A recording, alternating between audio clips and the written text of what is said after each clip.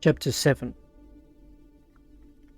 I awoke with a start to find my vision blurry, and the faint image of who I could only assume was Mitch at my feet.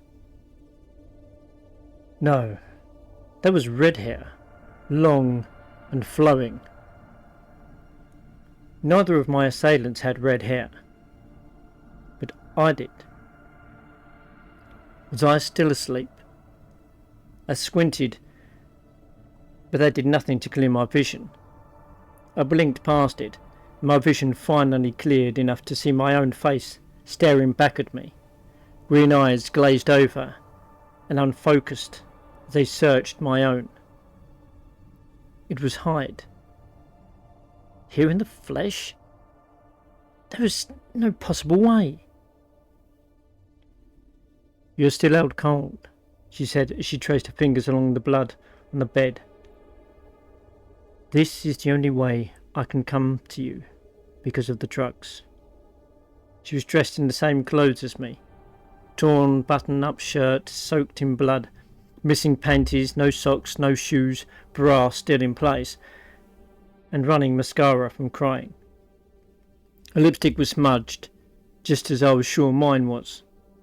Her ankles and wrists were raw and bleeding. I looked up to my own to find the handcuffs gone from my ankles and wrists. I moved to sit up, pulling the shirt tight around me like a robe. The injury to my abdomen didn't sting at all, and I looked down to see it still there, fresh and angry, just like when Johan did it, but no pain. "This is a dream," I started. It wasn't a question. I knew it had to be. Hyde had never come as a physical manifestation, and she wasn't about to start. She was attached to me, even deeper than I recognized. I felt it. She shrugged and looked down at the floor.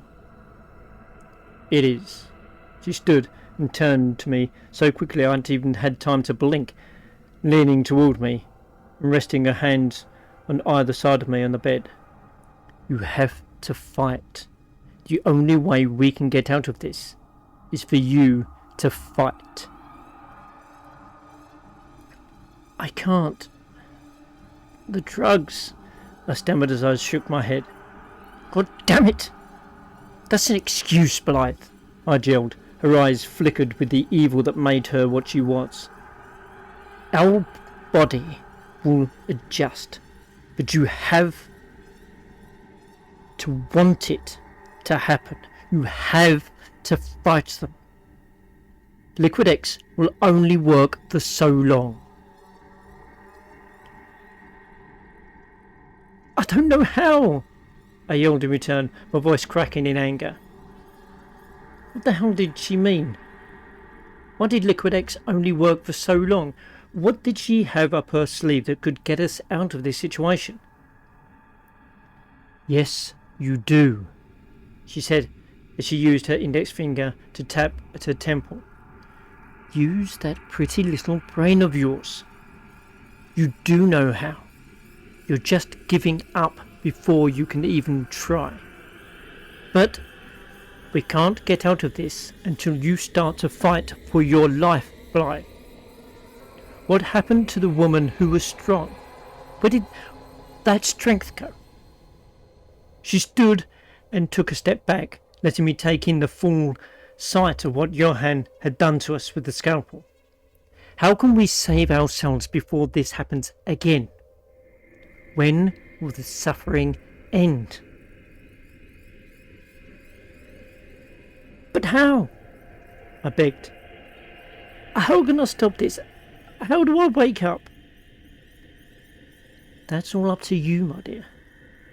She leaned back in front of me and kissed my sweaty forehead tenderly, like a mother with her child.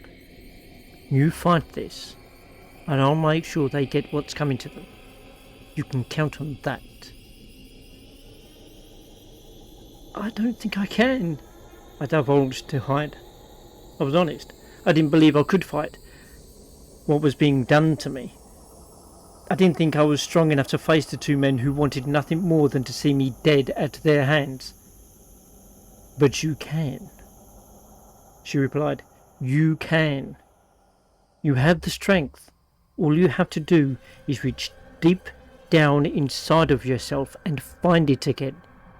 It's all up to you. I can't do it for you. I shook my head again. I wanted to give up. I wanted nothing more than to let them get what they wanted out of my death and move on. That was if I could even die. Even I didn't know if I could. Hyde stood erect and patted me on the head. Now, it's time to wake up. She looked at the door behind her over her shoulder. They're back.